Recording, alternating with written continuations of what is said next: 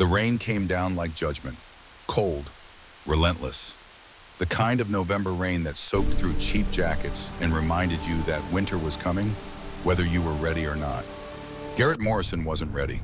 He sat alone in the back booth of Rosie's Diner, shoulders hunched, hands wrapped around a coffee cup he didn't want. The ceramic was chipped. The coffee was burnt. Neither bothered him. At 38 years old, Garrett had stopped expecting things to be perfect. He'd stopped expecting much of anything. The diner smelled like grease and exhaustion. Neon lights outside bled red and blue through rain-streaked windows, painting everything in sick, trembling colors. A trucker sat 3 booths down staring at his phone. An elderly couple picked at pancakes they'd probably ordered an hour ago. The cook moved behind the counter like a ghost flipping burgers nobody would remember eating. Garrett's hair was cropped military short, dark brown, streaked with premature gray at the temples. His beard was trimmed close neat despite everything else falling apart. A small scar cut through his right eyebrow, pale against tan skin.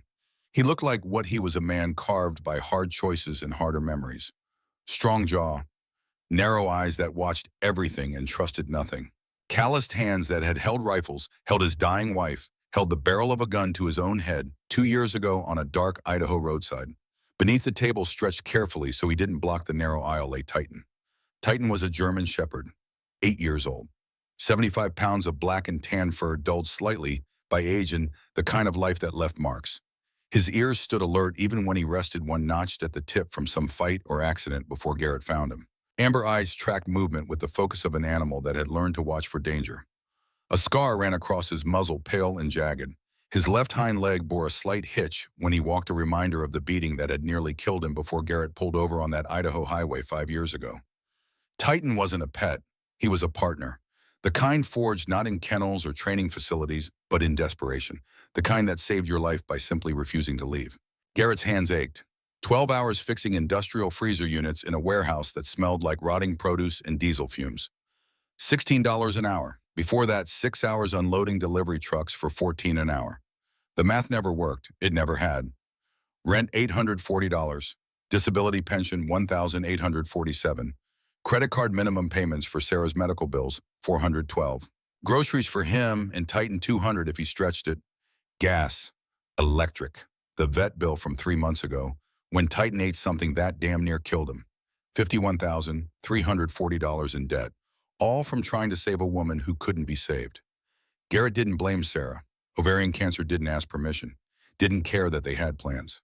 Didn't care that she was only 34 with red hair and freckles and a laugh that made him believe the world wasn't entirely broken. She died in 2022, September 14th. Garrett remembered because he'd stopped remembering much else after that. He looked down at his coffee, saw his reflection in the dark surface, didn't recognize the man staring back. That was when the noise changed. The laughter came from the corner booth near the back exit, loud, sharp, the kind that cut through conversation and demanded attention. 2 men, mid-30s, broad-shouldered and red-faced from alcohol. One wore an expensive vest over a button-down shirt that probably cost more than Garrett made in a week. Dark hair slicked back, clean-shaven, smug smile that spoke of money and immunity. The other was bulkier, bald head, thick neck, gold chain. Leather jacket thrown carelessly on the seat beside him. Between their table and the kitchen stood a young woman, Grace Sullivan, 22 years old, though she looked younger. Average height, maybe 5'5". Slim build, pale skin that flushed too easily. Long blonde hair pulled into a ponytail that kept slipping loose as she moved. Her uniform didn't fit right, sleeves a little too long. Apron tied unevenly, she had striking blue eyes. The kind that wanted to see the best in people, even when people made it hard. Right now, those eyes were wide with fear. The man in the vest, Blake Harlow, reached across the table and caught her wrist. Not hard enough to bruise, not yet, but tight enough to make a point. His voice dropped low, mocking, words soaked in entitlement that Garrett couldn't quite hear, but could absolutely understand. Grace tried to pull away. Blake held tighter. The bald man laughed, leaned back, blocked the narrow path to the kitchen without touching her at all. The diner went quiet in the way places do when everyone pretends not to see. The elderly couple studied their pancakes with sudden intensity. The trucker's thumb moved across his phone screen, eyes locked anywhere but the corner booth. Even the cook paused, spatula hovering over the grill face, frozen in the calculation of whether stepping in would cost him his job. Garrett saw it all. His jaw tightened.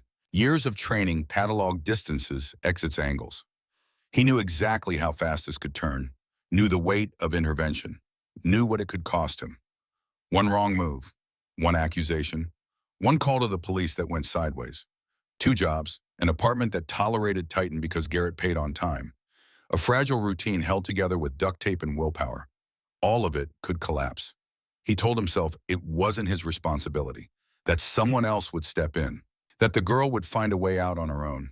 Garrett looked down at his coffee, tried to make himself small, invisible. Beneath the table, Titan's body went rigid. The change was immediate, ears fully erect, breathing shallow and controlled, every muscle beneath the thick fur quietly engaging. His amber eyes locked onto the corner booth with laser focus. He didn't bark, didn't move. Then slowly, deliberately, Titan growled. It started low in his chest. A rumble that vibrated through the floor, through the table legs, straight into Garrett's ribs. Not a threat, a warning, ancient, unmistakable. The sound a wolf makes when it smells fire. Garrett froze. He knew that sound, had heard it exactly twice before. Once in Iraq 30 seconds before an IED detonated. Once on the Idaho roadside when Titan found him with a 9mm in his hand and death in his eyes.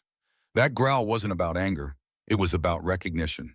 Danger, here. Now, Garrett exhaled, long and tired, pushed himself out of the booth. Chairs scraped, a few heads turned. Garrett Morrison stood 5'11", not tall, not imposing, just a man in worn jeans and a faded hoodie, hands loose at his sides, posture carefully non-confrontational. But his eyes were different now, flat, focused, the eyes of someone who'd walked into rooms where people died and walked out alive. He moved toward the corner booth, each step measured, deliberate. Blake Harlow didn't notice at first, too busy enjoying the fear in Grace's face. Garrett stopped 3 feet away. His voice came out quiet, steady, carrying just enough weight to be heard over the rain drumming against the windows. Let her go. Blake's head snapped up, eyes narrowed. He took in Garrett with a single dismissive glance, saw the cheap clothes, the worn boots, the man who didn't matter. Mind your business, old man. Garrett didn't respond, didn't move, just stood there with the kind of stillness that made predators nervous. Blake released Grace's wrist, stood up slowly. He had 3 inches on Garrett, maybe 40 pounds. Expensive clothes and the arrogance that came with money his father gave him. You got a problem. Blake stepped closer, alcohol thick on his breath. You know who I am? No, and Garrett's voice stayed level. Don't care. The bald man stood up too, flanking, classic intimidation. Garrett's peripheral vision tracked both of them without looking away from Blake. Blake smiled, cold, cruel. You should care. He grabbed Garrett's collar, yanked him forward. The diner held its breath. Behind Garrett, Titan rose to his feet. The growl deepened, changed, became something more than warning. The sound carried authority. Promise. The voice of a creature that had survived beatings and starvation and abandonment and come out the other side with teeth intact. Titan stood 75 pounds of coiled muscle and absolute loyalty. His coat bristled along the spine, but he didn't lunge, didn't bare teeth. Just stood there, positioned between his human and danger, waiting for the signal that meant now. Blake's eyes flicked to the dog, back to Garrett. Something flickered in his expression. Not quite fear, not quite recognition, but close. Last chance, Garrett said quietly. Let go. Blake shoved him instead. Garrett stumbled back, caught his balance against the edge of a booth. Pain flared in his shoulder where the fabric pulled tight. His hearing aid whined briefly in his right ear, the one that barely worked anymore after the IED in Ramadi took most of his hearing and killed 3 better men. The bald man moved in from the side, thrown a wide, sloppy punch fueled by alcohol and bad judgment. Garrett didn't think. Training took over. Muscle memory, carved by years in SEAL Team 5, honed in places where hesitation meant dying. He deflected the punch, turned his shoulder, used the man's momentum against him, stepped close, controlled the space, pushed him off balance into a table. Silverware clattered. Someone screamed. Blake lunged, faster than his drunk friend, meaner. Garrett pivoted, caught Blake's wrist mid-swing, applied pressure to the nerve cluster. Blake's hand spasmed open. Garrett swept his leg. Blake went down hard on the wet tile floor, head cracking against the booth's edge with a sound like a bat hitting a melon. He didn't get up. The bald man scrambled to his feet, took one look at Garrett's eyes, at Titan's bared teeth, at Blake's unconscious body, ran. The bell over the door chimed as he fled into the rain. Silence crashed down like a wave. Garrett stood there, breathing hard, hands shaking with adrenaline he didn't want and couldn't control. His shoulder throbbed. His heart hammered against ribs that remembered what panic felt like. This was exactly what he'd feared. Grace slid down against the counter, knees giving way. Her hands covered her mouth. Tears spilled freely, carving tracks through cheap makeup. Garrett wanted to tell her it was over, that she was safe, but he didn't trust his voice. Didn't trust anything right now, except the warm weight of Titan pressing against his leg, grounding him to the world. In the distance, sirens began to wail. Chow! The police arrived in pairs. 2 squad cars, lights painting the diner in strobing blue and red. Officer Sarah Davies entered firsthand, resting casually near her belt.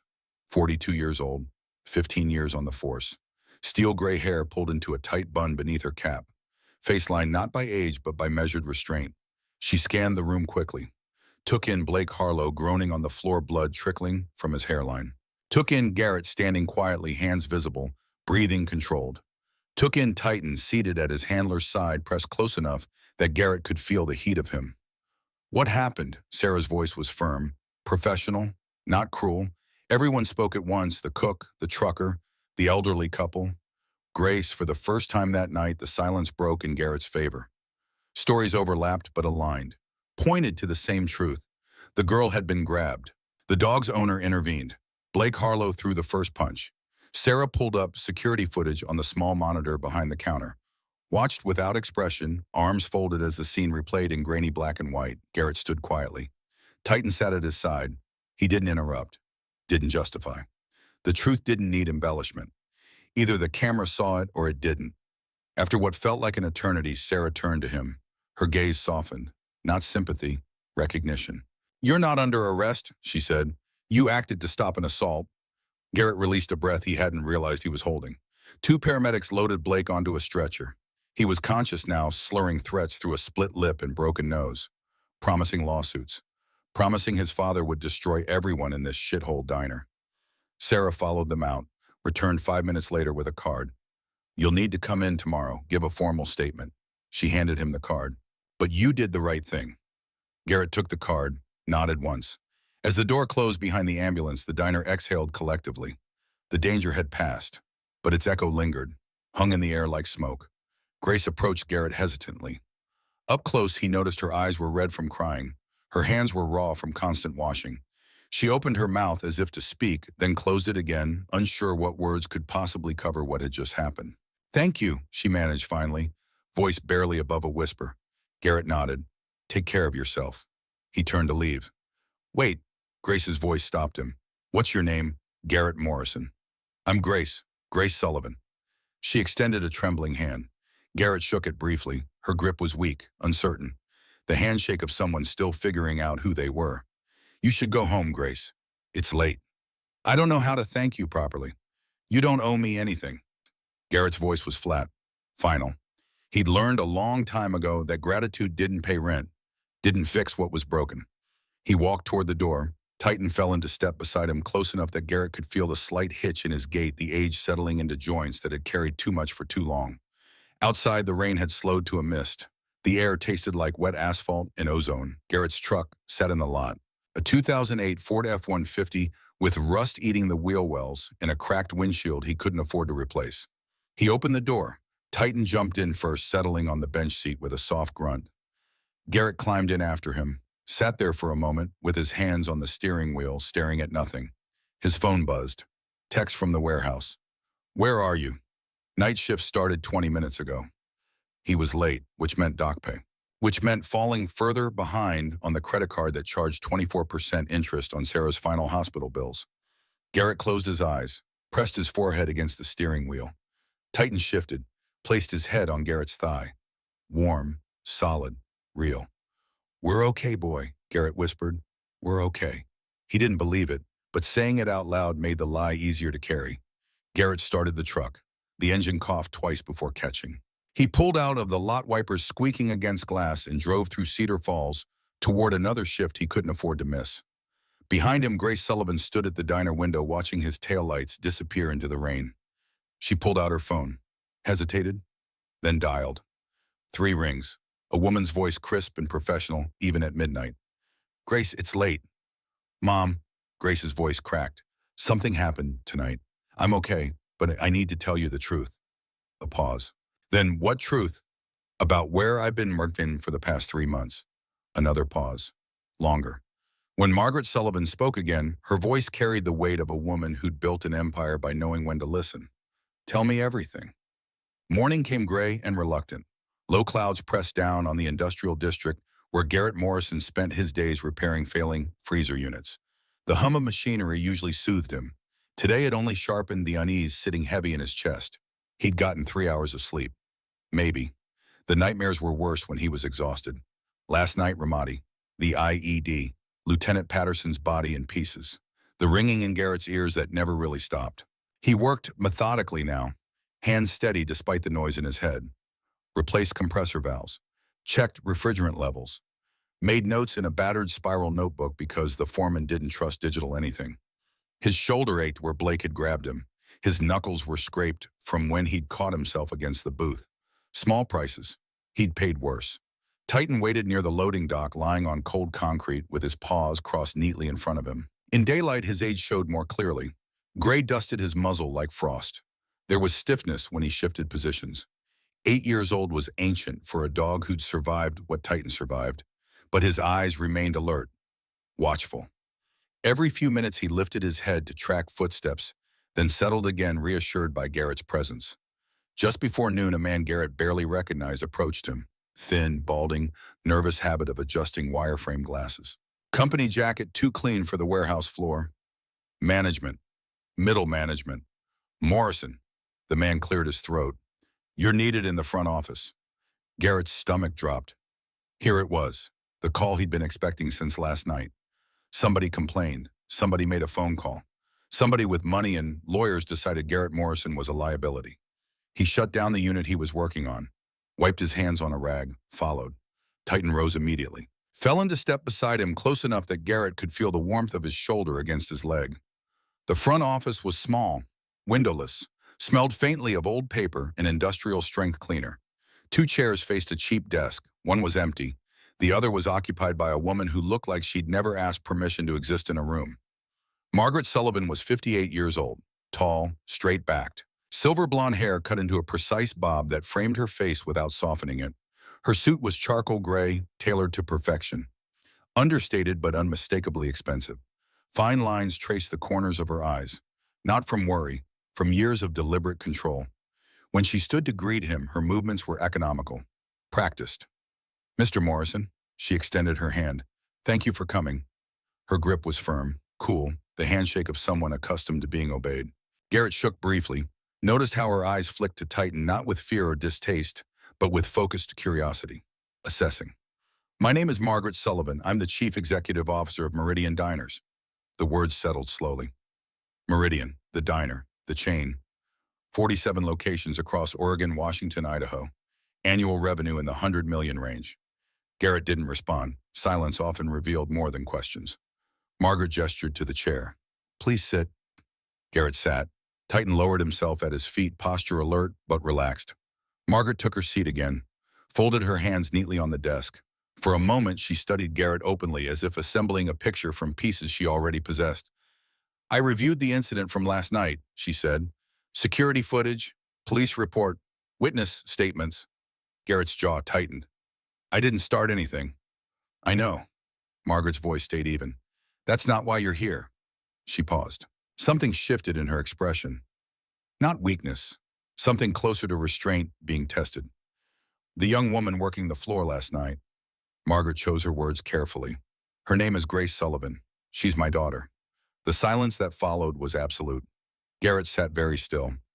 Years ago, that revelation might have rattled him, might have sparked defensiveness or anger. Now it simply landed with weight. Pieces rearranged themselves in his mind. The girl's nervous politeness. The way she kept apologizing. The lack of entitlement in her voice. She'd been hiding. Margaret exhaled slowly. Grace asked to work at the smallest, least profitable location in our system. She didn't want my name attached. She wanted to understand what it meant to stand where our most vulnerable employees stand. Garrett absorbed this without comment. She didn't tell me where she was working, Margaret continued. She didn't tell me she was afraid. Her gaze dropped to her folded hands. When she looked up again, the steel hadn't vanished, but it had bent. I built Meridian from nothing, Mr. Morrison. I tell myself I know this business.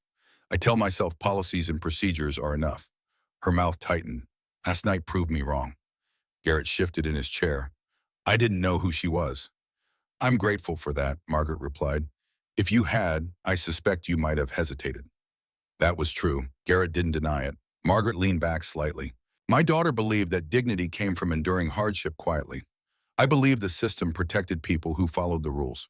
She paused. We were both mistaken. She reached into a leather portfolio and withdrew a tablet, slid it across the desk. On the screen was paused footage from the diner camera. Garrett standing between Grace and the men, Titan braced behind him, every muscle coiled and ready. You didn't escalate, Margaret said. You didn't retreat. You recognized danger before it became irreversible. She met his eyes directly. That's not something that can be taught in a training seminar. Garrett stared at the image. Discomfort stirred in his chest. He'd never liked seeing himself from the outside. Never liked being reminded of what he was capable of. What do you want? He asked. Margaret's lips curved faintly. Not a smile. Respect. I want you to help me fix what I failed to see. She pulled up another document on the tablet. Incident reports. Dates.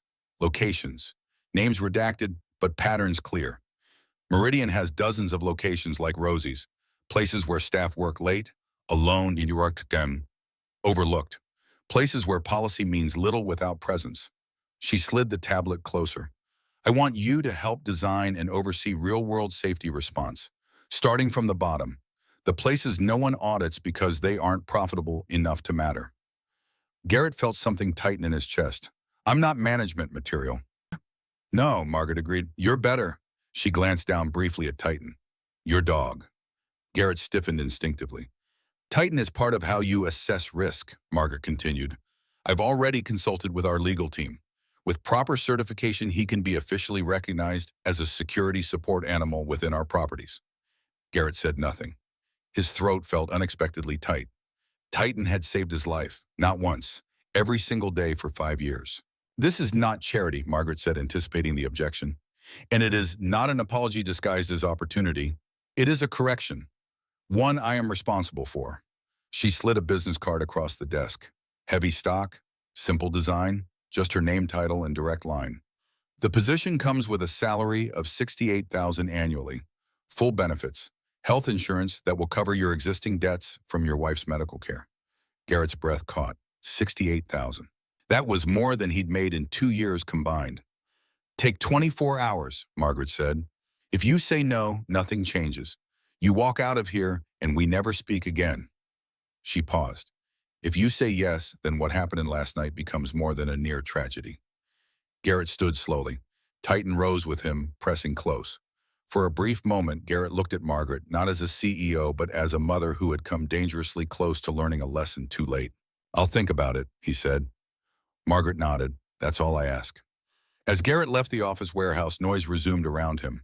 Forklifts, compressors, men shouting over machinery, unchanged. Yet the world felt subtly off balance, as if a door had opened that could not be closed again. Titan glanced up at him as they walked. Eyes steady, trusting. No growl, no warning, just presence. Garrett pulled out the business card, ran his thumb over the embossed letters. Margaret Sullivan, Chief Executive Officer.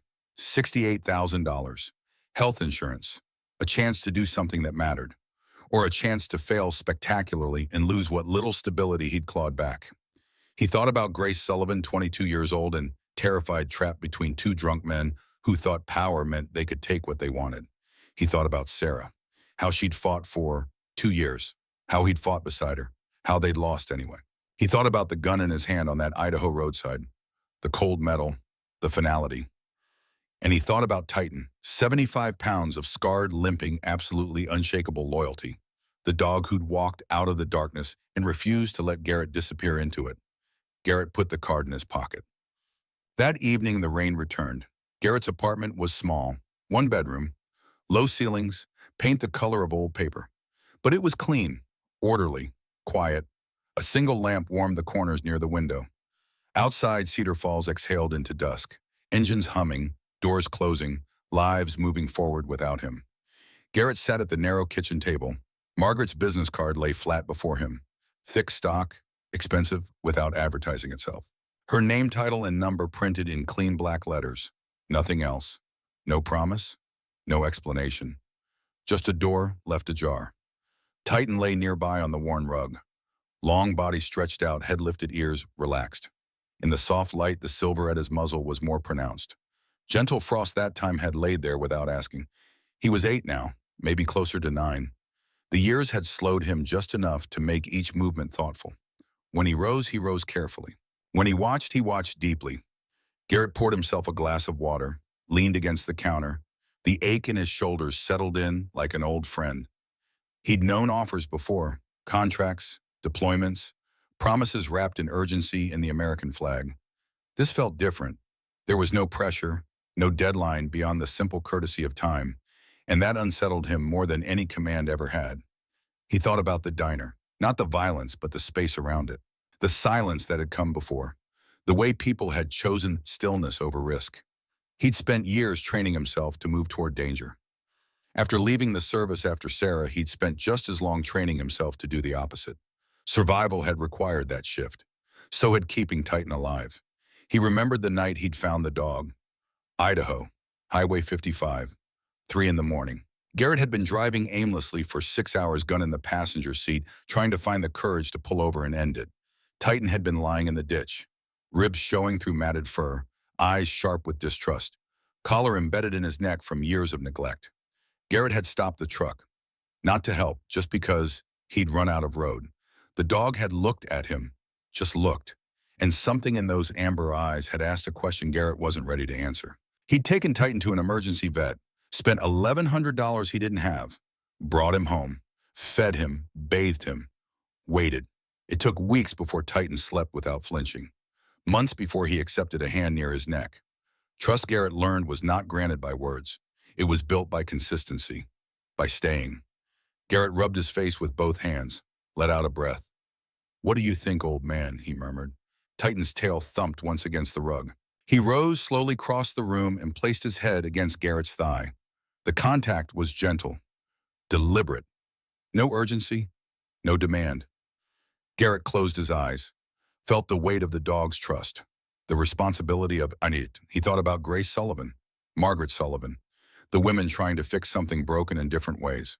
He thought about the 47 diners, the late shifts, the vulnerable employees working alone in places no one important ever visited. He thought about Sarah, how she'd made him promise in those final weeks that he'd keep living, that he'd find purpose again. "I'm trying, Sarah," he whispered to the empty apartment. "I'm trying." Later that night, Garrett dreamed. Long corridors, fluorescent lights, doors lining the walls, some locked, some ajar. Behind one, he heard Grace's voice, unsteady but determined. Behind another, the low echo of Titan's growl. Steady as a heartbeat, he walked toward them. But the corridor stretched, lengthened. No matter how far he walked, the doors stayed just out of reach. He woke before he reached either one. Chest tight, hands clenched. The apartment was dark.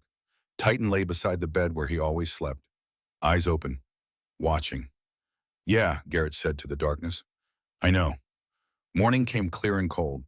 Sky pale blue and unforgiving. Garrett took Titan out early. Walked the neighborhood while the world was still quiet. Noticed the way Titan favored his left hind leg. Just slightly. A stiffness Garrett had learned to read. Nothing urgent, just time doing what time did best. They returned to the apartment. Garrett made coffee, black, strong. He picked up his phone, stared at it for a full minute. Then he called the number on the card. Margaret Sullivan answered on the second ring. There was no surprise in her voice when she heard his name, as if she'd been expecting this. "I'll accept," Garrett said simply. "On one condition." "I'm listening." "I start where it's worst. The small places, the late shifts, the ones people forget." He paused. "And Titan stays with me." There was silence, brief, thoughtful. "Agreed," Margaret said. "Both." They set the meeting for the following morning. Meridian's referral office. Portland, 8 a.m. Garrett hung up, set the phone down, looked at Titan. The dog looked back, amber eyes clear, trusting. "Well," Garrett said, "I guess we're doing this." Titan's tail wagged. Once, twice. For the first time in 2 years, Garrett Morrison smiled. Not much, just enough. The Meridian Regional Office sat on the 8th floor of a glass tower in downtown Portland. Floor-to-ceiling windows overlooked the Willamette River where morning fog still clung to the water like regret. Garrett Morrison arrived 15 minutes early. Old habits. In the SEALs, early meant on time. On time meant late. He wore the only button-down shirt he owned. Blue. Wrinkled despite his best efforts with an iron that barely worked. His jeans were clean, but worn at the knees. Boots scuffed beyond salvation. He looked exactly like what he was, a working man in a world built for people who'd never worked with their hands. Titan walked beside him, leash loose, posture composed. The dog's nails clicked softly on polished marble floors that probably cost more than Garrett's truck. A receptionist looked up, young, professional. Her smile faltered slightly when she saw Titan, then recovered with practiced efficiency. "Mr. Morrison." "Yes, ma'am." "Miss Sullivan is expecting you. Conference room C. I'll escort you." They rode the elevator in silence. Soft music played, something classical that Garrett didn't recognize. The receptionist stood carefully on the opposite side, giving Titan space. The elevator doors opened onto a hallway lined with photographs. Diners, employees, families eating breakfast. The American dream in bacon and eggs. Conference room C overlooked the river. Sunlight filtered through the windows, catching dust motes in the air. Margaret Sullivan stood beside the window, speaking quietly with another woman. She turned when Garrett entered. "Mr. Morrison, thank you for coming." Margaret's handshake was just as firm as yesterday. "This is Helen Montgomery, our Chief Operating Officer." Helen Montgomery was 49 years old. Tall and lean with short auburn hair cut close to the jaw. Her skin was weathered in the way of someone who spent more time on factory floors than behind desks. Sharp eyes that assessed without judgment. When she shook Garrett's hand, her grip was firm, practical, the handshake of someone who understood work. "I've read your file," Helen said. "Both parts of it." Garrett inclined his head. He appreciated honesty without embellishment. The DD-214 discharge papers, 8 years in the Navy. SEAL Team 5, 3 tours in Iraq. Combat Action Ribbon, Bronze Star with Valor, medical discharge for hearing loss and traumatic brain injury. And the other part, the credit report. The eviction notices before he found the current apartment. The gap in employment after Sarah died. The psychiatric hold at the VA hospital in Boise after a concerned neighbor called 911. Both parts made him who he was. They sat. Coffee was poured. The room hummed softly with restrained efficiency. Margaret spoke first. She outlined the position in plain terms. No corporate language, no buzzwords, just facts. Garrett would oversee safety assessments and response training, beginning with Meridian's least profitable locations, the diners in small towns, along highways, the ones that barely broke even but employed people who needed the work. He would work directly with staff, not just managers. He would be empowered to change procedures that didn't work in real conditions. And Titan, Margaret added, will be formally certified as a security support animal across our properties. Garrett glanced down at the dog. Titan sat calmly at his feet, eyes half-lidded, unbothered by titles or corporate speak. Helen slid a folder across the table. Manila, thick. "These are incident reports from the last 5 years, she said. Harassment, threats, physical assaults that didn't make headlines because the victims were too afraid to press charges or needed their jobs more than they needed justice." Garrett opened the folder, started reading. His expression tightened with each page. Server followed to her car. Twice. Management told her to park closer to the building. Cook threatened with a knife by a drunk customer. Police called. No charges filed. Customer was a county commissioner. Night manager locked himself and 2 teenage employees in the office for 40 minutes while men pounded on the door. No incident report filed. Manager quit the next week. 27 incidents in 3 years. Different locations. Different victims. Same pattern. People with power taking what they wanted from people with none. "You won't fix everything," Helen said quietly, "but you'll make it harder for people to be ignored." Garrett looked up from the papers, held her gaze. "That's the point," he said. Margaret watched him carefully. "This role comes with stability, Mr. Morrison. A living wage, daytime hours, benefits that will clear your existing debts." "I know." "It matters," Margaret said. "I won't pretend it doesn't." "It does," Garrett replied. He didn't hide it. Money mattered when you'd spent 2 years drowning in medical bills for a woman you couldn't save. They discussed logistics, training timelines, certification processes for Titan. Garrett asked questions. Direct, unpolished, necessary. Margaret answered without deflection. Helen added details where needed. Practical, grounded. At the end of the meeting, Margaret stood and extended her hand again. Welcome to Meridian, Mr. Morrison. Garrett shook it, felt the finality of the moment settle in. As he left the building, Titan trotted beside him, posture easy. Outside Portland moved as it always had. Cars passed, people hurried. But for Garrett, the air felt different. Lighter, sharper, edged with something he hadn't allowed himself to name in years. Hope. The first location was a 2-hour drive south along the coast, Highway 101. Ocean on the left, forest on the right. The kind of road that made you believe America was still beautiful if you squinted past the strip malls and tourist traps. Coastal Highway Diner sat in Astoria wedged between a bait shop and a motel that advertised weekly rates. The building was old, 1950s architecture with aluminum siding and a neon sign that only half worked. Garrett pulled into the parking lot at 4 in the afternoon. The lot was nearly empty. 2 cars, both old enough to have stories. Inside the diner smelled like coffee and fish. Linoleum floors worn smooth in the traffic patterns. Red vinyl booths patched with duct tape. A counter with 8 stools, 3 of them occupied. Marcus O'Brien stood behind the counter, 54 years old. Broad-shouldered, with graying hair and the slight accent of someone who'd left Ireland young, but never entirely left it behind. His hands were folded behind his back, posture, military straight. He looked up when Garrett entered. Eyes went to Titan immediately, not with fear, with recognition. "You must be Morrison," Marcus said. His voice carried the weight of a man who'd seen things he didn't talk about. "Yes, sir." "Helen called, said you were coming." Marcus glanced at the dog. "That's Titan, yes, sir." Marcus came around the counter, extended his hand. "Marcus O'Brien, ran this place for 6 years. They shook. Marcus's grip was strong, calloused. The hands of someone who'd worked for every dollar. Marcus crouched down slowly, knee joints popping. Looked at Titan eye to eye. Titan sat perfectly still, assessing. "You're a good boy, aren't you?" Marcus said softly.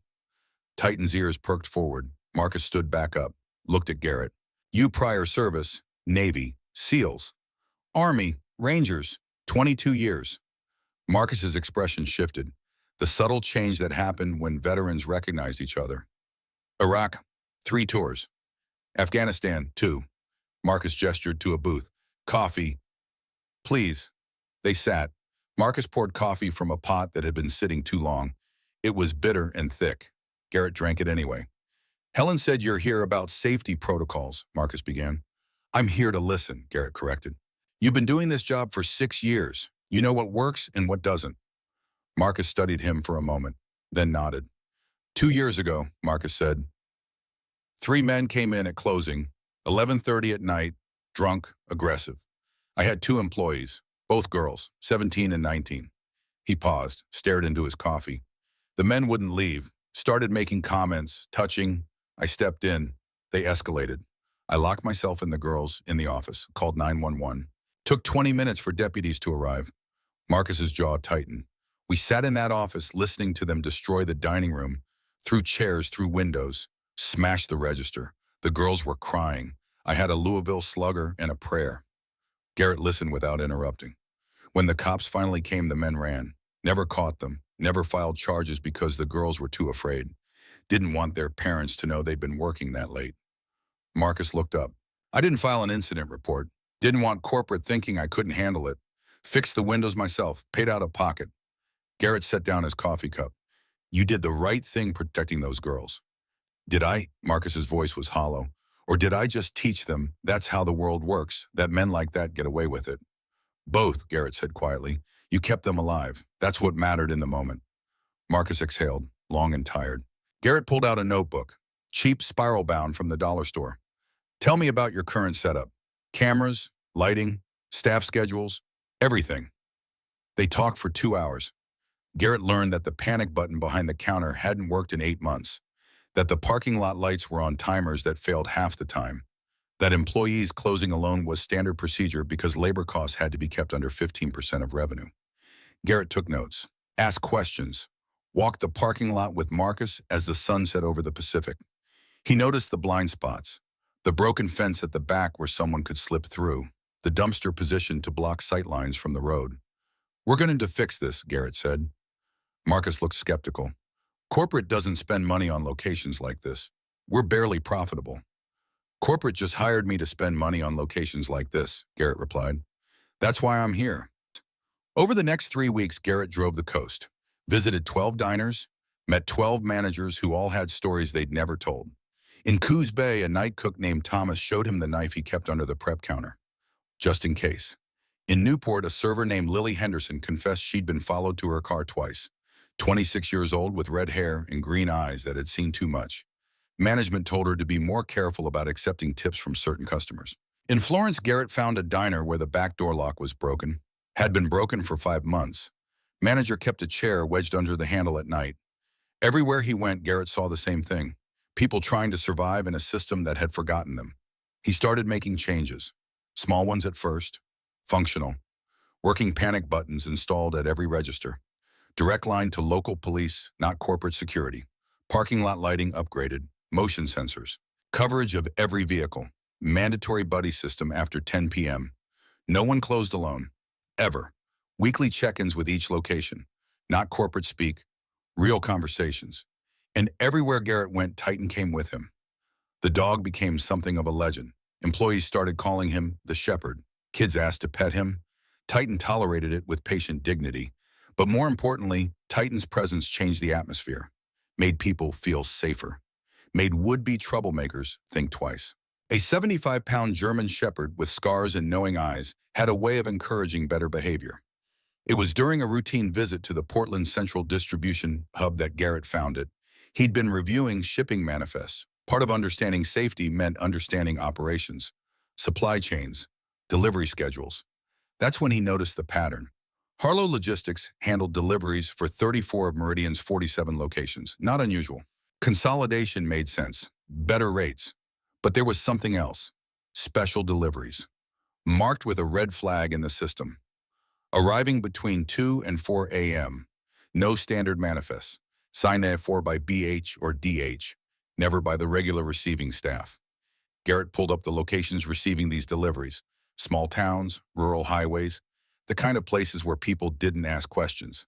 He pulled up dates, cross-referenced them with employee records. 8 employees had quit without notice in the past 2 years. All from locations receiving red flag deliveries. All within a week of a delivery date. Garrett's hands stilled on the keyboard. This wasn't random. He called Helen Montgomery, asked for a meeting, didn't explain over the phone. They met at a coffee shop in Portland. Neutral ground. Helen arrived with Margaret Sullivan. Garrett showed them the shipping logs, the employee departures, the pattern he'd found. Margaret's face went pale. Harlow Logistics, she said slowly. Dominic Harlow is on our advisory board. Who's Dominic Harlow? Garrett asked. Helen pulled up a file on her tablet, showed him a photograph. Dominic Harlow, 61 years old, silver hair, expensive suit, distinguished features, the kind of man who looked like success. He approached us 5 years ago, Margaret explained. Offered preferential shipping rates in exchange for a seat on the advisory board. Said it would help him understand the restaurant business better. How much of the company does he own? Garrett asked. Margaret and Helen exchanged a look. 15%, Margaret said quietly, through a holding company. We didn't know until the lawyers did due diligence last year. Garrett felt cold certainty settle in his gut. I think he's using your supply chain for something else. Like what? Helen asked. Garrett looked at her without flinching. I don't know yet. But 8 employees saw something they shouldn't have. And 8 employees are gone. Margaret's hands trembled slightly. She folded them on the table, forced them still. What do you need? She asked. Access to everything, full shipping records, employee files, security footage from the distribution center. You'll have it by tomorrow. Garrett nodded, started to stand. Mr. Morrison, Margaret said, if you're right about this, if Harlow is using Meridian for something illegal, we're not just talking about safety protocols anymore. I know. This could destroy the company, 1,500 employees, their families. Garrett held her gaze. Or it could save them. He left with Titan, walked to his truck, sat behind the wheel for a long moment. Sarah's voice in his head, clear as if she were sitting beside him. Do the right thing, Garrett, even when it's hard, especially when it's hard. I'm trying, he whispered. God help me. I'm trying. 3 days later, Garrett had his answer. He'd spent 72 hours going through records, comparing timestamps, following digital breadcrumbs. The red flag deliveries always originated from a warehouse in Idaho, just outside Boise, owned by Harlow Logistics but operated under a subsidiary name. The trucks made stops at remote Meridian locations, always at night, always with minimal staff. And here's what made Garrett's blood run cold. The delivery weights didn't match the manifests. Trucks left Idaho carrying 8,000 pounds, arrived at Meridian locations having offloaded 12,000 pounds. The math didn't work unless they were picking something up along the way. Or someone. Garrett called Officer Sarah Davies, the cop from the diner incident, asked if she knew anyone in the FBI. Why, well, Sarah asked. Because I think I found a human trafficking operation using restaurant supply chains as cover. Silence on the line. Then I'll make a call. 2 hours later, Garrett sat in a federal building in downtown Portland with Special Agent Rebecca Chen. Mid-40s, sharp suit, sharper eyes. He laid out everything. The shipping logs, the employee departures, the weight discrepancies, the subsidiary company in Idaho. Agent Chen listened without interrupting, took notes in neat handwriting. When Garrett finished, she sat back. We've been investigating Harlow for 9 months, she said. We know he's moving people. We don't know how. You just gave us the how. What happens now? Now we build a case, but we need evidence, real evidence, not just shipping weights and coincidences. What kind of evidence? Agent Chen looked at him. The kind that requires someone on the inside. Garrett understood immediately. No, absolutely not. Mr. Morrison. Grace Sullivan is 22 years old. She's a civilian. The answer is no. She's also the only person who can access those warehouses without raising suspicion. Harlow knows her. Trusts her mother's company. Garrett stood. Find another way. He walked out. Titan followed. In the parking garage, Garrett leaned against his truck, breathing hard, hands shaking. His phone rang. Margaret Sullivan. Grace told me what the FBI asked, Margaret said without preamble. She's not doing it. That's her decision, Mr. Morrison, not yours. It's too dangerous. She's stronger than you think. Garrett closed his eyes. If something happens to her, then we'll carry that weight together, Margaret said quietly. But you can't protect her from the world. You can only give her the tools to protect herself. The line went quiet. She wants to meet with you, Margaret finally said. Tomorrow. Will you at least listen? Garrett exhaled. Yeah, I'll listen. They met at the same coffee shop. Early morning, before the rush. Grace Sullivan sat across from Garrett with her hands wrapped around a cup of tea she wasn't drinking. She looked different than she had at the diner. Hair pulled back, minimal makeup, dressed simply in jeans and a sweater.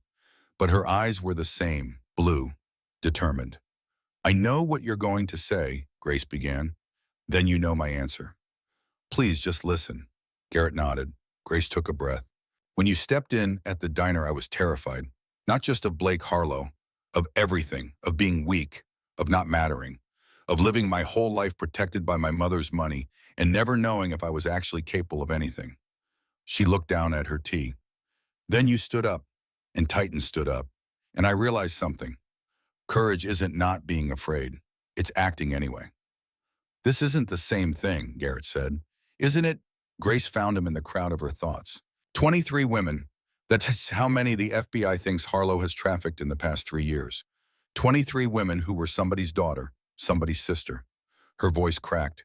If I can help stop that, if I can do something that actually matters, then I have to try. Garrett was quiet for a long moment.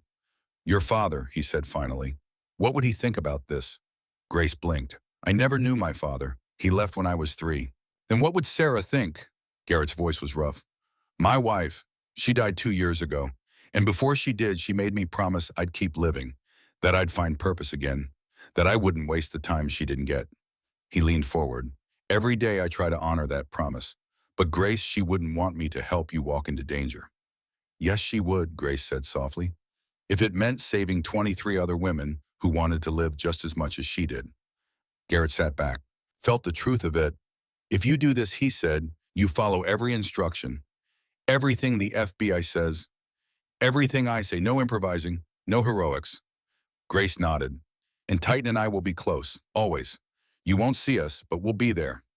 Okay. Garrett pulled out his phone, called Agent Chen, put her on speaker. She'll do it, he said, but I have conditions. They spent the next 4 days planning. Agent Chen wanted Grace to visit the Idaho warehouse. Take a tour as part of her role with Meridian, wear a wire, document everything. Garrett insisted on backup, multiple teams, surveillance on every exit, and he would be inside before Grace arrived. Hidden, just in case. They fitted Grace with a wire camera built into a small lapel pin, tested it a dozen times, taught her hand signals, escape routes, what to do if things went wrong. Garrett trained her personally, 4 hours a day, basic self-defense, situational awareness, how to stay calm when your heart was trying to break through your ribs.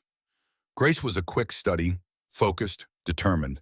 On the third day, while practicing defensive movements, she landed an elbow strike that actually made Garrett step back. Good, he said, again. They practiced until Grace's arms shook, until she could barely stand, until the movements became muscle memory.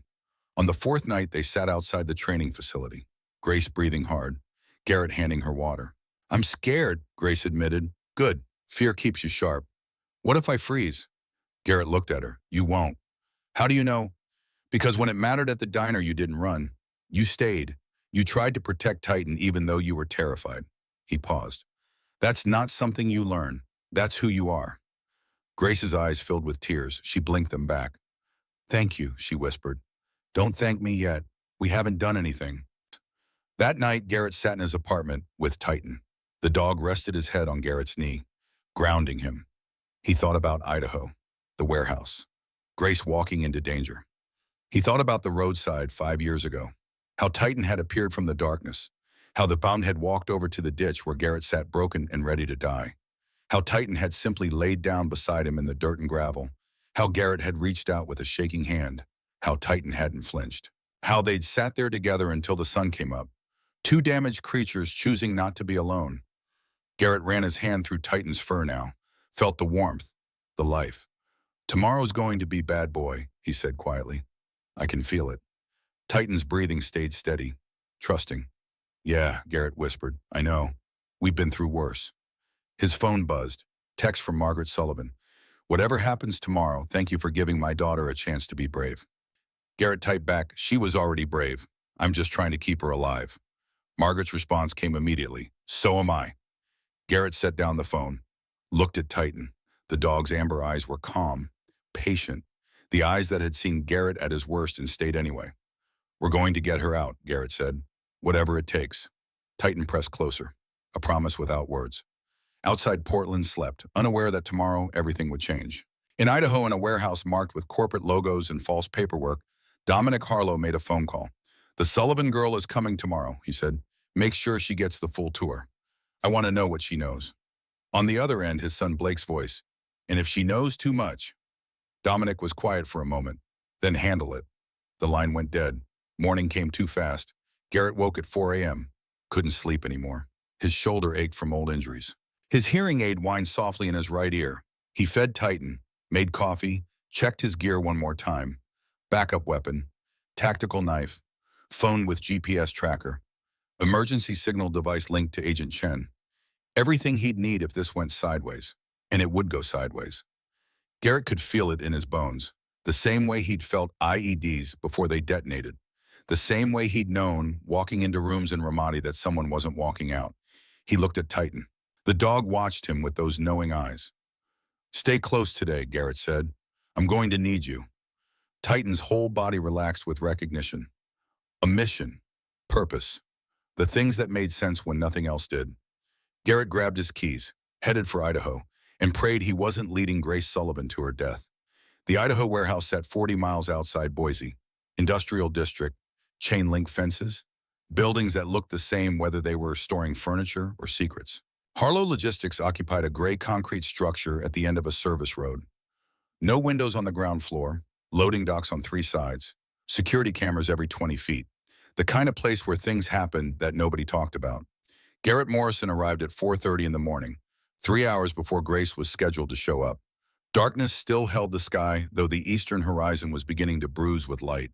He parked his truck 2 blocks away, behind an abandoned gas station. Checked his phone one last time. Text from Agent Chen. Team's in position. You're clear to proceed. Garrett looked at Titan in the passenger seat. Stay, he said quietly. Titan's ears flattened. A soft whine escaped his throat. He didn't like being left behind. Hadn't liked it in Iraq, didn't like it now. Garrett cupped the dog's face in both hands. I know, boy, but I need you safe. I need you ready in case this goes sideways. Titan licked his hand once, settled into the seat with obvious reluctance. Garrett grabbed his pack, locked the truck, moved toward the warehouse. He'd done this before. Different country, different war. Same principle. Infiltrate, observe, extract. The perimeter fence was 12 feet, topped with razor wire. But Garrett had studied the satellite images, knew there was a drainage culvert on the north side where runoff from the loading docks created a gap. He found it in the darkness, squeezed through, came up inside the compound. 2 guard stations, both manned. Garrett watched their patrol patterns for 15 minutes, timed the gaps, moved during the transition. The loading dock on the east side had a faulty door, left unlocked because the electronic lock had been broken for weeks. Corporate maintenance hadn't gotten around to fixing it. Garrett knew this because Marcus O'Brien had the same model at his diner, same manufacturer, same defect. He slipped inside. The warehouse interior was vast. 40-foot ceilings, rows of storage racks stretching into darkness, forklifts parked in neat lines, the smell of cardboard and motor oil. Garrett moved through the shadows, found a catwalk 20 feet up that ran the length of the building, climbed the metal stairs quietly, positioned himself with a clear view of the main floor and the office complex at the far end. Then he waited. Waiting was something SEALs learned early. You could spend 16 hours waiting for a 4-minute mission. The waiting was harder than the fighting. The waiting was where doubts grew. Garrett thought about Grace, 22 years old, about to walk into a building owned by a man who trafficked human beings for profit. He thought about Sarah, how she'd been brave every single day of her illness, how she'd smiled even when the pain was unbearable, how she'd made him promise to keep fighting. He thought about the gun on that Idaho roadside, the weight of it, the relief he'd felt knowing it would all be over soon. And he thought about Titan, how the dog had appeared that night, how Garrett had been sitting in the roadside ditch gun in his lap waiting for courage he couldn't find, how he'd looked up and seen amber eyes watching him from the darkness, how Titan had limped over ribs showing fur matted with blood and dirt, how the dog had simply laid down beside him in that ditch. 2 broken things choosing not to die alone. How Garrett had reached out, how Titan hadn't flinched, how they'd sat there together until the sun came up and Garrett realized he couldn't pull the trigger with a witness who trusted him. His phone buzzed. Text from Grace, 10 minutes out. Garrett's jaw tightened. He checked his backup weapon, made sure the FBI's panic signal worked, settled into position. Below the warehouse came to life. Workers arrived. Forklifts started moving. The day shift beginning like any other day. Except today wasn't any other day. At 7:45, a black Mercedes pulled into the lot. Dominic Harlow emerged from the back seat, 61 years old, silver hair perfectly styled, charcoal suit that probably cost more than Garrett made in a month. He moved like a man who'd never been told no in his life. Blake Harlow got out from the driver's side, 33, wearing a vest and dress pants, expensive watch, the kind of son who'd been handed everything and learned nothing. They walked into the building together, disappeared into the office complex. At exactly 8 a.m., Grace's rental car pulled into the lot. Garrett's heart rate spiked. He forced it down, controlled breathing, 4 counts in, hold 4, 4 counts out. Grace emerged from the car. She wore business casual, dark slacks, white blouse, hair pulled back in a professional bun. She looked older than 22, composed. The wire camera was invisible in her lapel pin. She walked toward the entrance with steady steps. Garrett watched her go, every instinct screaming to follow, to protect. He stayed put, trusted the plan, trusted Agent Chen's people positioned around the perimeter, trusted Grace. Through the office windows, Garrett could see the greeting. Dominic's smile, handshake, Blake standing behind his father like a shadow. Grace disappeared inside. The tour began. Garrett couldn't hear the conversation from his position, but he could see them moving through the office complex.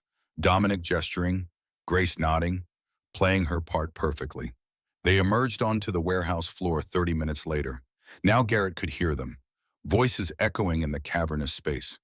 As you can see, Miss Sullivan, we run a very efficient operation. Dominic's voice was smooth, cultured. Your mother's trust in Harlow Logistics is well placed. It's impressive, Grace replied, her voice steady. How many deliveries do you handle daily? Approximately 200 across our network. Meridian represents about 30% of our business. They walked between storage racks. Blake followed. Two security guards trailed at a distance. I noticed some deliveries are flagged differently in our system, Grace said. Red flags, late-night deliveries, different protocols. Garrett tensed. That was off script, too direct. Dominic stopped walking, turned to face Grace. You're very observant, Miss Sullivan. His smile didn't reach his eyes. Those are specialty items, temperature-sensitive materials. They require after-hours delivery to ensure quality. What kind of materials? Proprietary suppliers, confidential agreements. Dominic's tone remained pleasant, but something had shifted. I'm sure you understand. Business secrets. Grace nodded. Of course. They continued walking. But Garrett noticed Blake had moved closer to Grace, blocking her exit path. His hand moved to his phone, ready to signal Agent Chen. Not yet. Wait. They reached the back of the warehouse, a section separated by heavy plastic curtains, industrial refrigeration units, loading dock beyond. This is our cold storage, Dominic explained, for perishables awaiting distribution. He pulled back the curtain. Grace stepped through, then stopped. Garrett saw her body language change. Shoulders tense, step falter. He shifted position on the catwalk, got a better angle. Through the plastic curtain in the refrigerated section, he saw them. Not perishables, shipping containers, modified, with ventilation, locks on the outside. And through the narrow ventilation slits, Garrett saw movement. Eyes, hands pressed against metal. People. Grace's hand moved to her lapel, adjusting the pin, making sure the camera captured everything. As you can see, Dominic continued, his voice never changing tone. We maintain optimal temperature for delicate inventory. How many units do you have in storage currently? Grace asked. Her voice almost didn't shake. 9 awaiting transport tonight. 9 containers. Garrett's blood ran cold. 9 containers that weren't filled with food. Grace turned to leave. Blake blocked her path. You know, Blake said conversationally, you ask a lot of questions for a tour. I'm thorough, Grace replied. Blake reached out, touched her lapel pin. That's a nice pin. My sister has one similar. His fingers closed around it, pulled. The pin came off in his hand. For a frozen moment, nobody moved. Blake looked at the pin, turned it over, saw the tiny camera lens. His face went dark. Dad, he said quietly, I think we have a problem. Dominic's pleasant expression evaporated, replaced by something cold, ancient. The face of a man who'd done terrible things and slept fine. Miss Sullivan, Dominic said softly, I'm very disappointed. Grace stepped back. I don't know what you're talking about. Blake grabbed her arm. Don't lie. You're wearing a wire. He shoved her against the shipping container. Hard. Grace's head bounced off metal with a sound that made Garrett's vision narrow. That was enough. But before Garrett could move, Blake was patting down Grace, found the wire taped to her ribs, ripped it off. FBI, Blake said. Dad, she's working with the FBI. Dominic pulled out his phone, shut it down, burned the documentation, moved the units to the secondary location. Now, workers scattered, forklifts started moving toward the containers. Blake pulled out a gun, pressed it against Grace's temple. You stupid little bitch, he hissed. You just killed yourself. Then chaos erupted.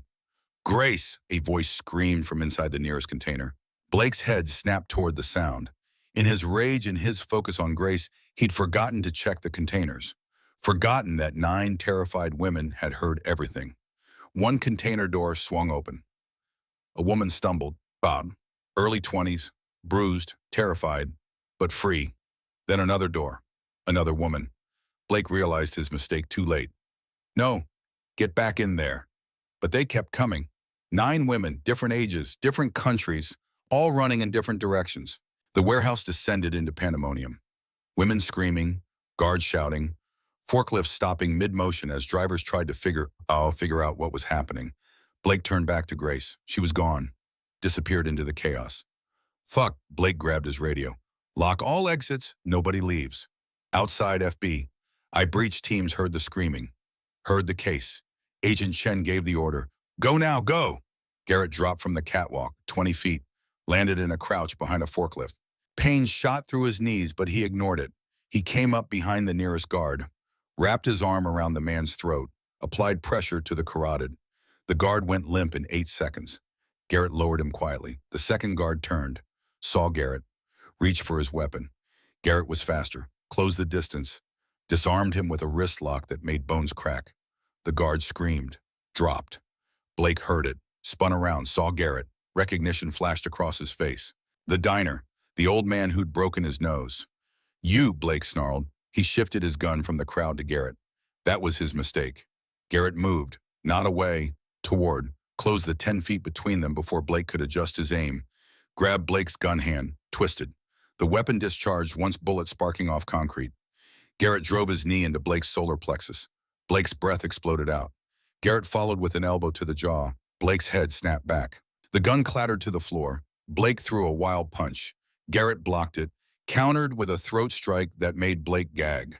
Blake grabbed a wrench from a nearby workbench. Swung with desperate strength. Garrett ducked. The wrench whistled past his ear. He stepped inside Blake's guard, drove his fist into Blake's ribs. Once. Twice. Felt something crack. Blake stumbled backward. Fell. Didn't get up. FBI, nobody move. The shout came from every direction at once. Breach teams flooding through loading docks, front entrance, side doors, agents in tactical gear. Weapons drawn, voices overlapping. On the ground, hands where we can see them. Workers dropped, hands up. The smart ones, anyway. One guard tried to run, took 3 steps before a taser dropped him. Garrett raised his hands. I'm Morrison. I'm with Chen. An agent grabbed him, patted him down, confirmed his ID. Let him go. Where's Harlow? The agent demanded. Office, back section. 4 agents moved past him. Garrett followed. The 9 women who'd escaped the containers were being gathered by female agents, wrapped in emergency blankets, speaking rapidly in different languages. Crying, safe. Garrett scanned the warehouse, looking for Grace.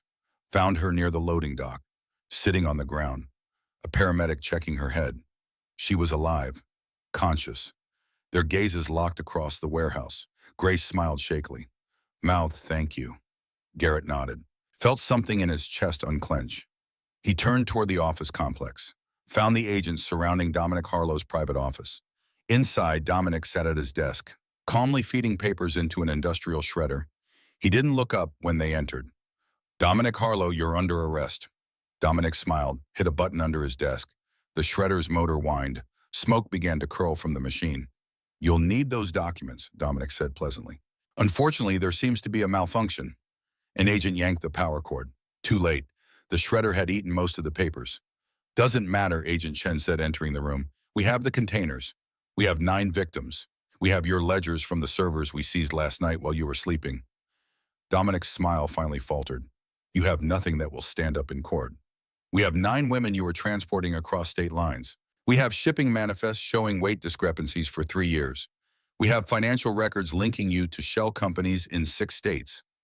Agent Chen stepped closer. And we have your son, who's currently crying for his lawyer while a medic sets his ribs. She pulled out handcuffs.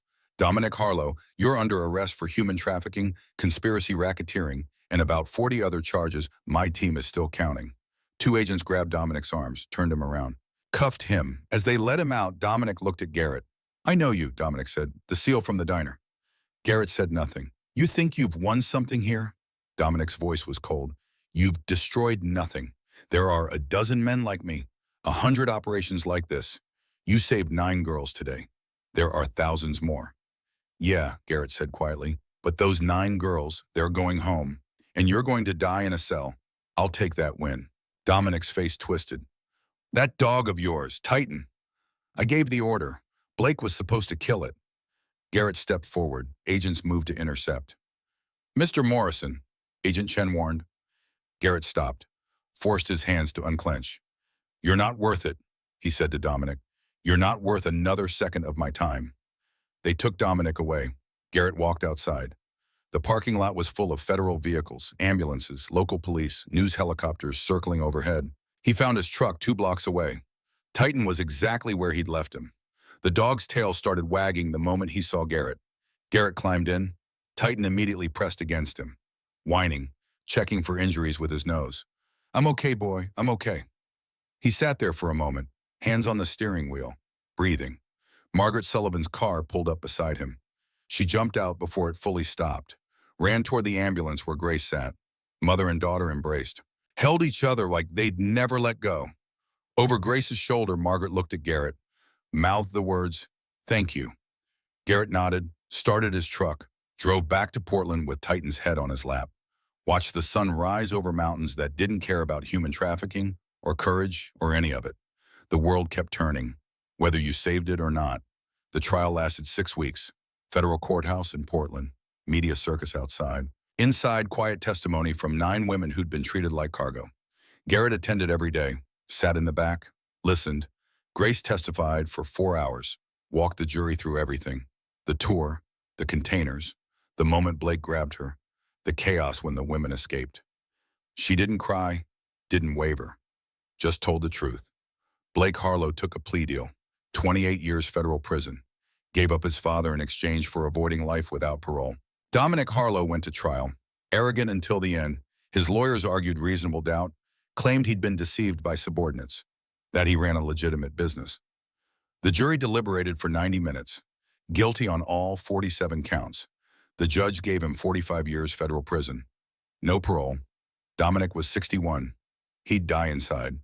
As they led him away, Dominic looked at the gallery, found Garrett in the back row. Their gazes locked. Dominic's face showed nothing. No remorse, no fear, just cold calculation. Then he was gone.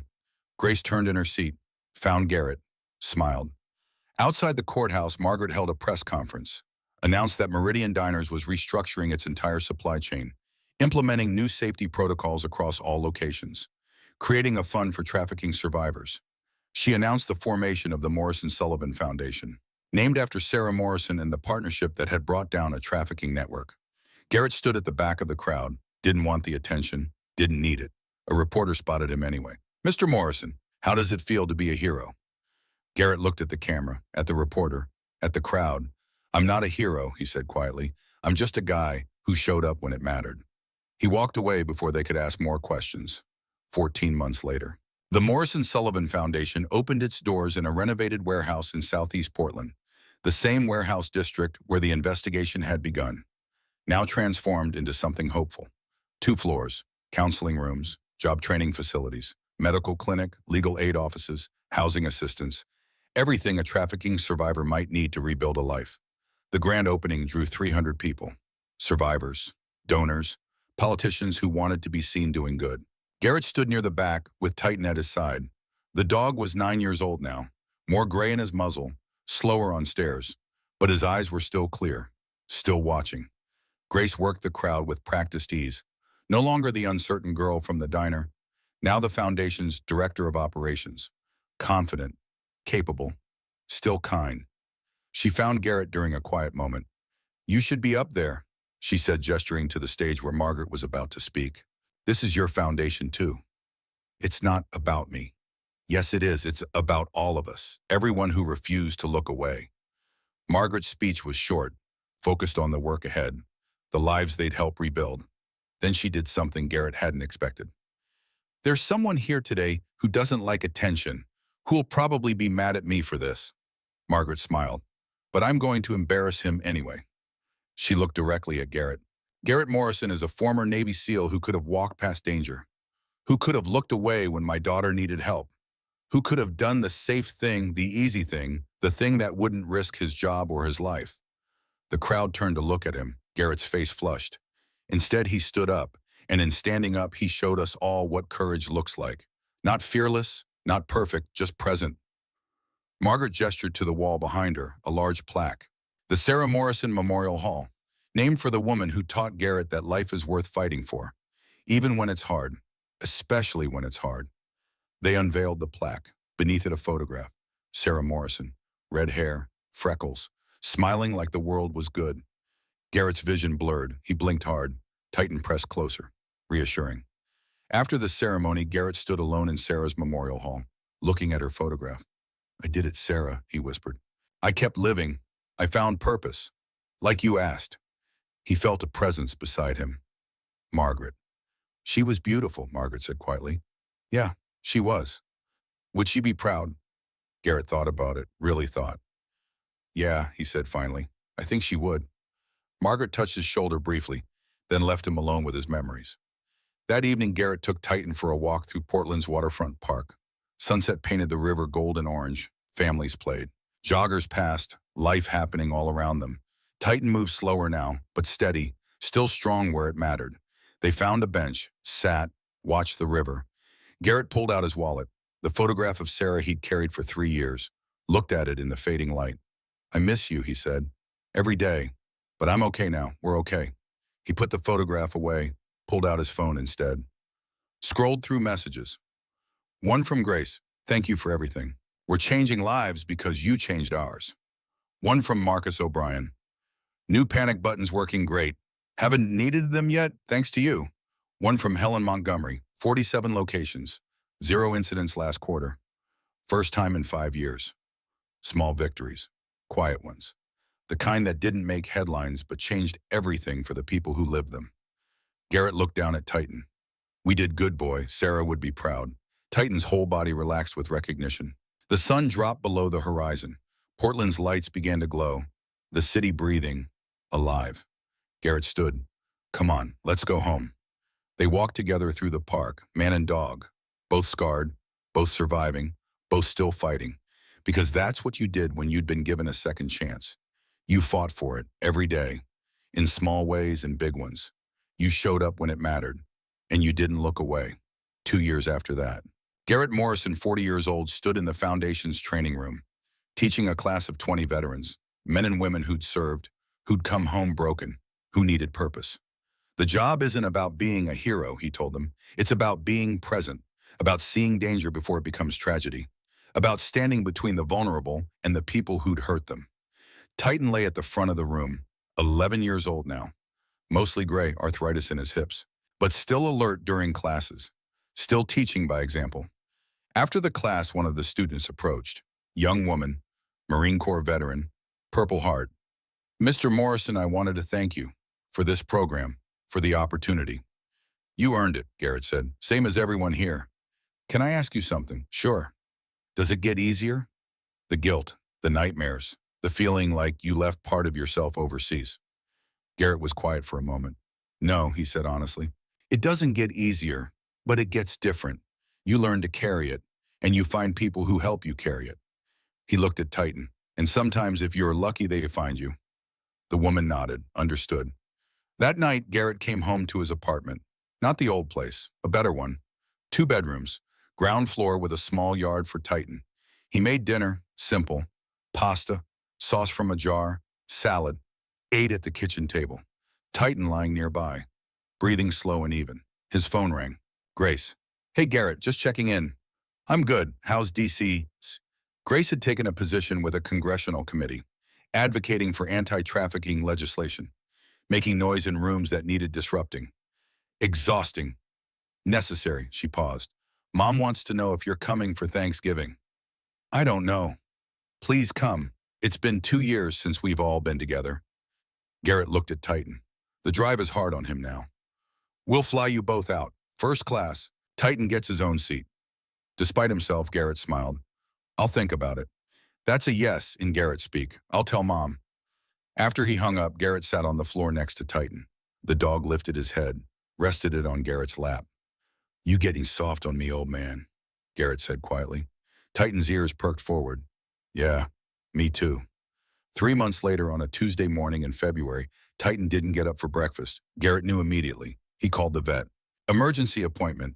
Drove carefully. Titan lying on the back seat, breathing shallow. The vet examined him gently. Old, kind. He'd been treating Titan for years. His heart is failing, the vet said quietly. I can try emergency intervention, but Mr. Morrison, he's in pain. He's tired. Garrett sat on the floor of the exam room, gathered Titan in his arms. The dog looked at him with those amber eyes, still clear, still trusting. It's okay, boy, Garrett whispered. You did so good. You saved me. You saved so many people. Titan licked his hand weakly. I love you. I'll never forget you. And I promise I'll keep going. I promise. Images flashed through Garrett's mind.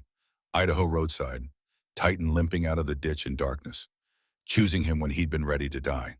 The diner. Titan's growl. The warning that saved Grace. The warehouse. Titan waiting in the truck.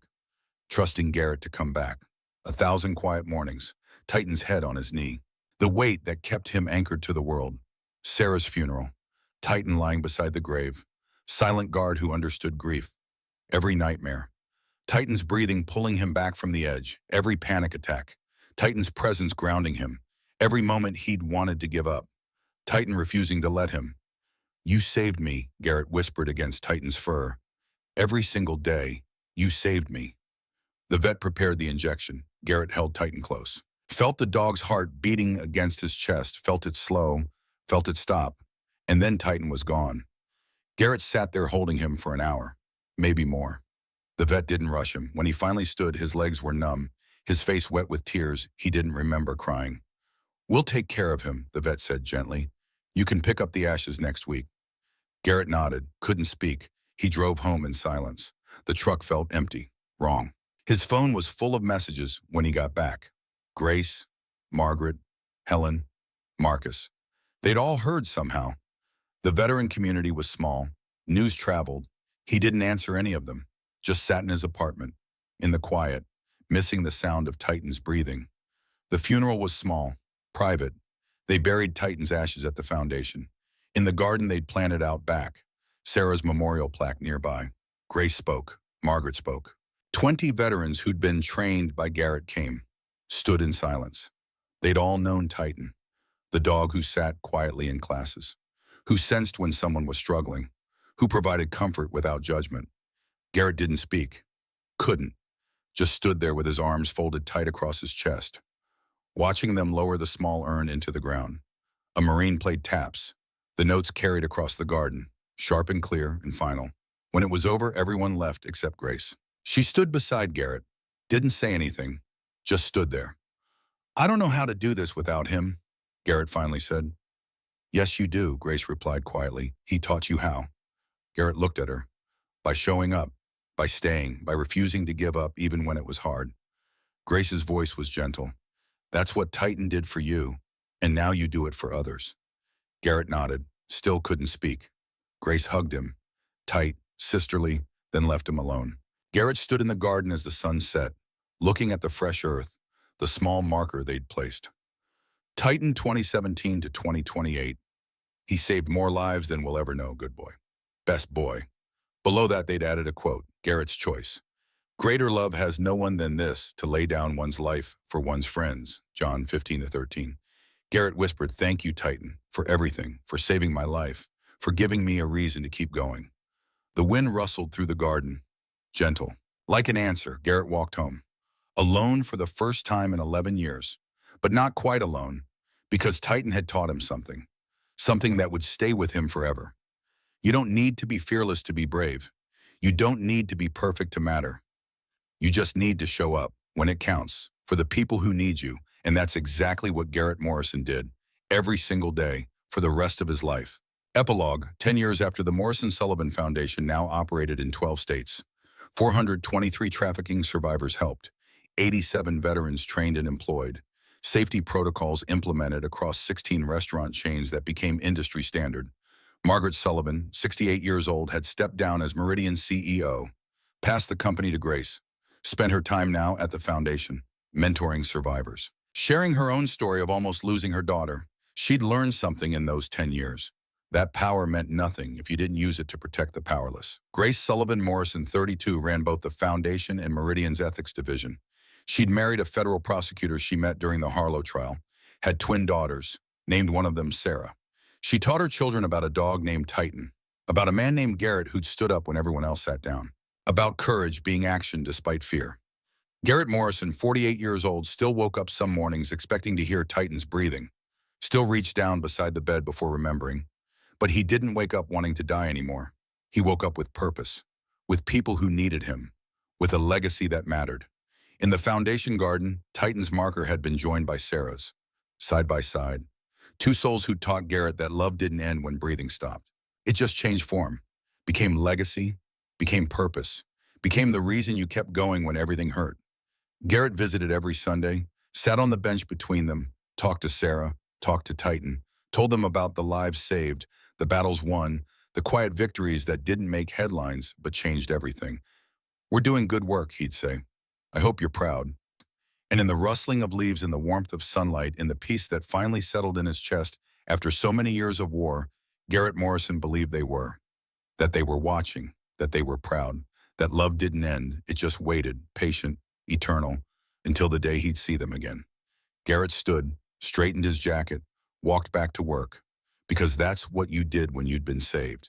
You spent the rest of your life saving others, one person at a time, until the darkness couldn't hold, until the silence broke, until everyone knew that one voice, one action, one moment of courage could change everything. Titan had taught him that, Sarah had believed it, and Garrett Morrison would spend the rest of his life proving them right.